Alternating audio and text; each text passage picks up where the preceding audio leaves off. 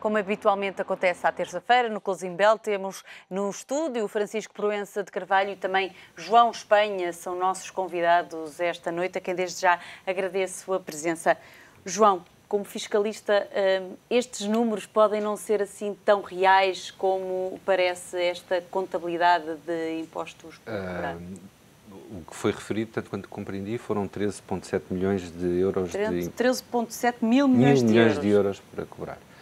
Assim, eu não tenho... O valor será, obviamente, correto, porque estará de acordo com aquilo que está registado nas contas do Estado.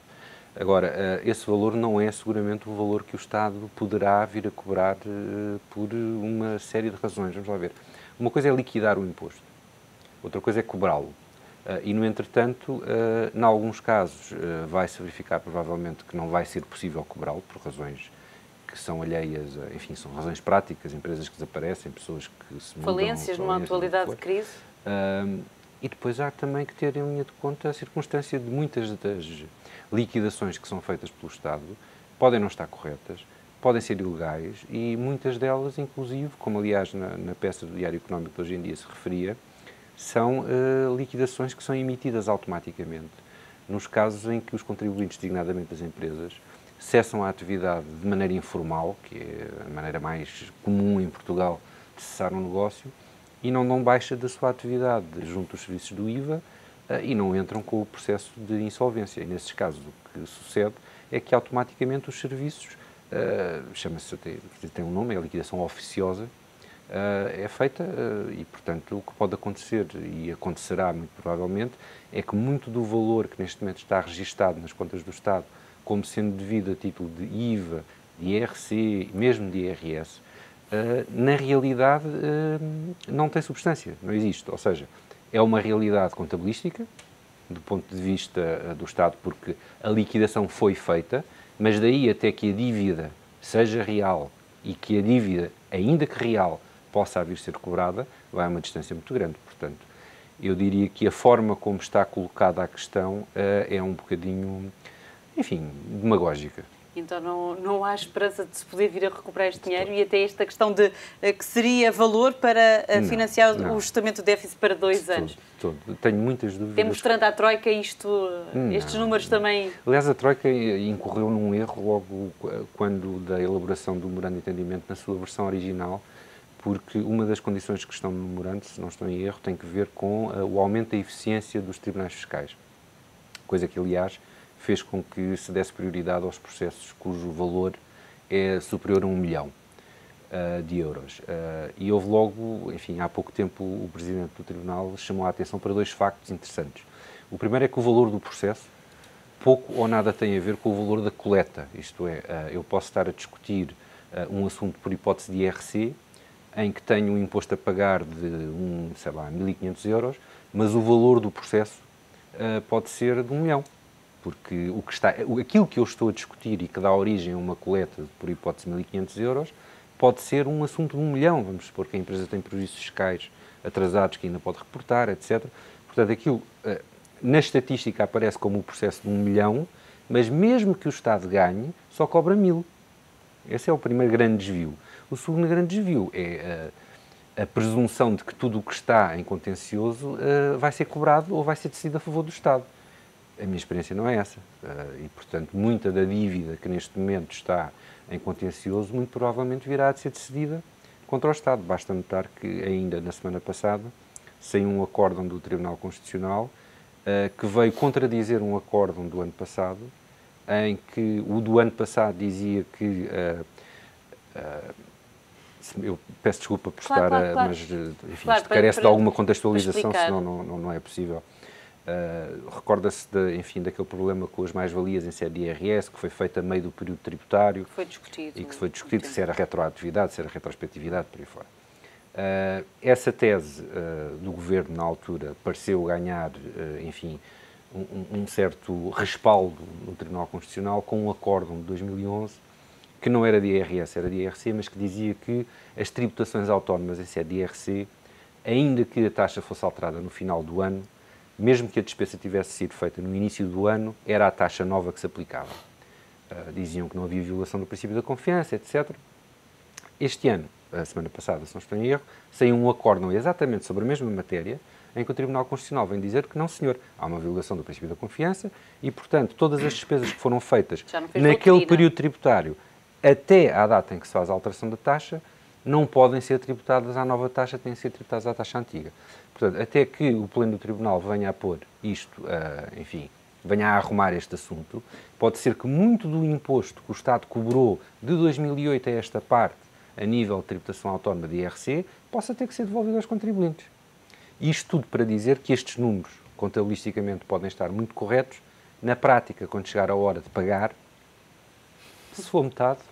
Já ficam satisfeitos o Governo nestas contas? Para mal, podem vir mais medidas de austeridade. Era uma boa notícia, números para financiar o déficit. Francisco, isto vem empolar ainda mais os números da execução orçamental, como nós vemos, que têm vindo a derrapar, e António José Seguro, numa entrevista exclusiva ao Económico, volta a insistir: é preciso mais um ano para implementar as medidas acordadas com a Troika. Bom, o ótimo, o ideal seria que nós fizéssemos tudo aquilo que temos a fazer no tempo que acordámos, numa determinada circunstância, que já não é a mesma, evidentemente, e dentro de um determinado princípio europeu que nos foi imposto, um bocado como cobaias, no seguimento da Grécia, e tem tido os resultados que estamos a ver na Grécia, mas embora a Grécia seja bastante diferente de Portugal, e hoje é claríssimo que é bastante diferente de Portugal, a verdade é que a receita que foi imposta, que foi uma receita um bocado cega, um bocado bruta e abrupta na altura, face a uma necessidade de Portugal, no fundo, do Estado português, sobreviver e poder pagar os seus encargos, foi uma receita que tem vindo a ser testada e que também pelo ciclo económico que se está a criar na Europa, a verdade é que a execução orçamental demonstra que hoje em dia quase um milagre é que nos poderá fazer cumprir com as metas orçamentais que temos em vista. E eu acho que acaba por ser um bocado... Eu já não me parece tão relevante hoje em dia que nós alcancemos a meta de 4,5, ou as metas que estamos vinculados. Porquê? Porque, de facto, é preciso perceber se Portugal e se o Estado português têm ou não cumprido aquilo que é a receita. E, no geral, temos chegado à conclusão que temos cumprido com aquelas medidas que acordámos no geral.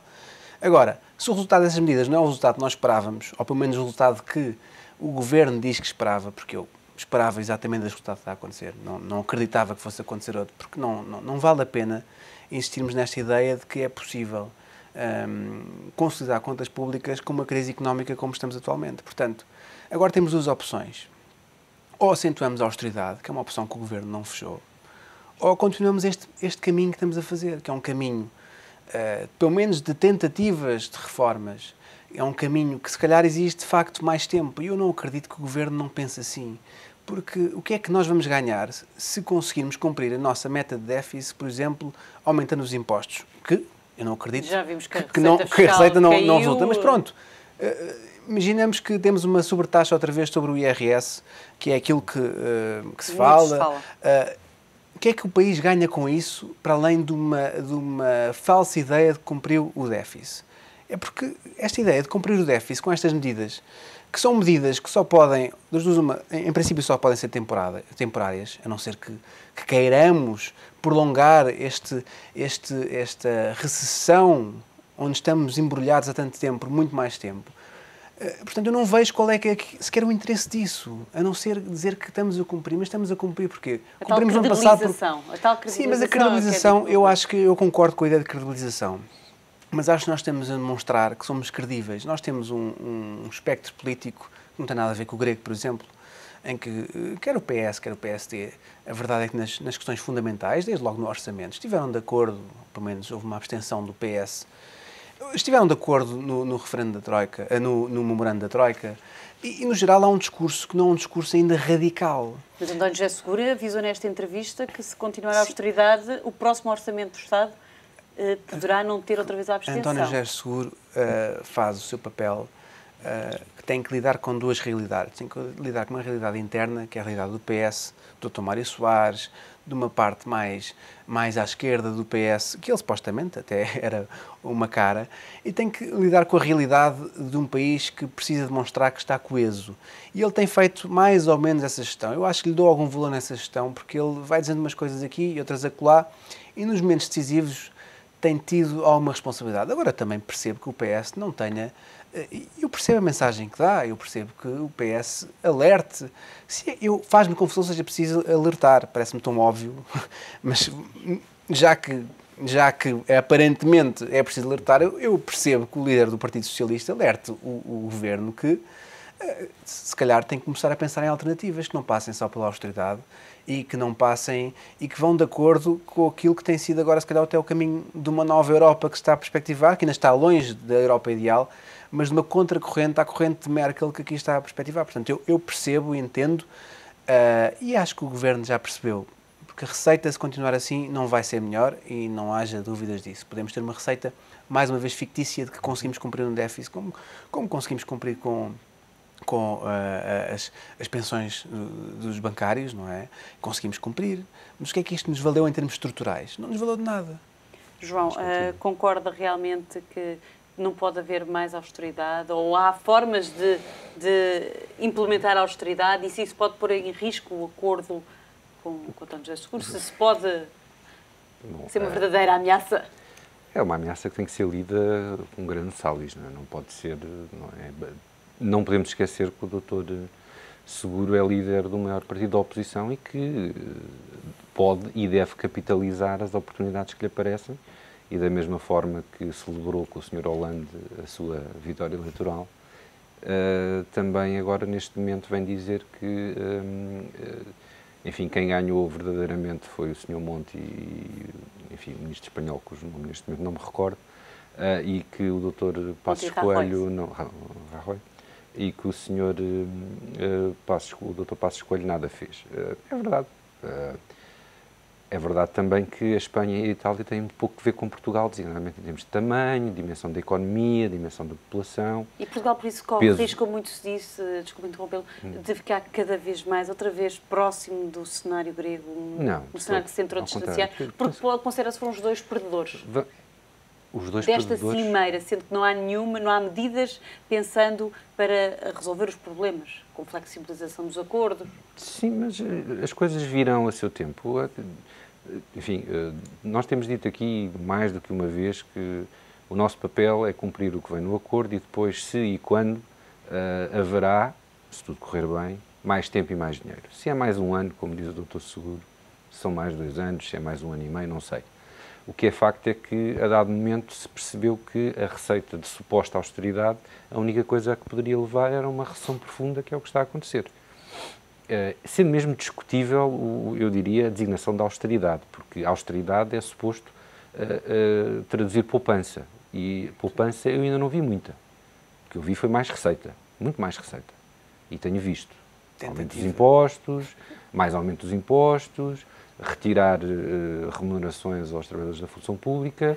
Nessa parte, de facto, estamos a poupar, mas é a mesma coisa que cobrar um imposto. Não. Poupanças estruturais no Estado, mudanças estruturais no Estado, ainda estamos para ver. Mas isto para dizer que aquilo que tem acontecido nas cimeiras europeias, e sobretudo o que aconteceu na última, e vamos lá ver se os bloqueios da Finlândia e da Holanda não colocam em causa tudo de novo, mas isto virá, mais tarde ou mais cedo, a benefício de Portugal, da Irlanda e da Grécia. Da Grécia, não sei, confesso, se não será tarde demais.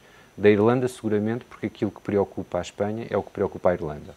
De Portugal, enfim, a partir do momento em que há um aumento, enfim, há uma maior propensão para flexibilizar, como aliás já tem vindo a ser defendido pelo próprio FMI, etc., eu acho que mais tarde ou mais cedo, numa revisão qualquer do memorando, viremos a ter o mais tempo e mais dinheiro que precisamos para tentar pôr a casa em ordem. Porque senão vamos assistir a estes, enfim, como direi, a estas surpresas, que de surpresas não têm nada, como ver os nossos governantes surpreendidos com o aumento da taxa de desemprego e com o facto da receita fiscal estar abaixo daquilo que foi programado. Enfim, só dá vontade de rir, não vejo... Chorar. Ou de chorar, mas pronto, vamos tentando Isto para dizer que, nesse aspecto, discordo. Quer dizer, há de facto uma primeira linha que é, a Espanha e a Itália são protagonistas. Portugal, a Irlanda, a Grécia não têm dimensão para ser protagonistas. A crise, pelos vistos, precisava de chegar mesmo. Quer dizer, os bárbaros tinham que chegar às portas de Roma para que o Senado fizesse alguma coisa. Sim, vamos comparar os tamanhos das economias. Mas dentro dessa perspectiva, o facto de poder a Finlândia e a Holanda a virem a não aprovar o que ficou decidido em Cimeira pode defraudar as expectativas dos mercados, que têm estado eufóricos, isso vê-se nas bolsas? Eu diria que isto agora é um jogo político. A Holanda é um país importante no seio da União Europeia, por ser inclusive um dos Estados fundadores, a Finlândia nem por isso, mas são dois países com economias desenvolvidas, mas não muito relevantes. A Holanda está mergulhada numa crise governamental, se não estou em erro. A Finlândia lá terá os seus problemas, mas nestas coisas, não sei se foi o Sr. Helmut Schmidt que crismou a frase da Realpolitik. Eu diria que se a Sra. Merkel quiser flexibilizar, a Holanda e a Finlândia mais tarde ou mais cedo irão ao sítio. Ela diz que eles têm direito a opor-se. Não sabemos o que é que ela pensa sobre o assunto. Não é porque, pelos vistos, ela até ficou, parece algo satisfeita com esta oposição que não declarada pela Alemanha. Concorda realmente que isto pode ser um impasse para as decisões que foram tomadas na última cimeira? Claro que concordo, porque o problema da Europa neste momento é um problema de confiança e, a meu ver, já mais acima de tudo, é um problema de confiança, por muito vago que isto pareça. Eu acho que não é assim tão vago, porque se nós não temos confiança de que nenhum país vai sair da zona euro, de que a zona euro, os credores, que a zona euro não se vai autodestruir, como está a acontecer agora, porque começou por tentar ser destruída, agora já se está a autodestruir, eu acho que não é Portugal, acho que a Europa cai. E esta visão que nós temos do euro, este projeto europeu, cai. E neste momento já estamos nessa fase, a meu ver, já não estamos só numa fase de Portugal. Portanto, muito sinceramente, penso que estes atos todos, estas indefinições de países que num dia, numa cimeira, aparentemente há uma unanimidade, para passos que, digamos, que não são assim tão revolucionários. Quer dizer, a revolução aqui seria, no papel do BCE, dar-lhe um papel realmente semelhante àquilo que é o papel dos bancos centrais dos Estados Unidos, parece que ficou, do Japão. No fundo, não concorda que ficou no fundo, não é uma verdadeira participação. Não é. E, aliás, esta flexibilização dos fundos, é preciso perceber que os fundos, neste momento, ainda têm limites e que as necessidades de financiamento, por exemplo, de Itália, de Espanha e de todos os países europeus desta dimensão são muito grandes. Portanto, eu acho que se não se dá o passo seguinte, com alguma rapidez, se não se caminha, no fundo, o Mário Monti disse que isto era um primeiro caminho no sentido certo. Mas tem sido sempre tantas cimeiras, é preciso a verdade é preciso, e é preciso que não se esteja 3 dias depois a duvidar já de tudo, porque senão temos uma ótima segunda-feira de euforia, mas é pura especulação. E aquilo que a Europa precisa é tudo menos especulação, precisa mesmo de confiança, precisa de uma mensagem clara.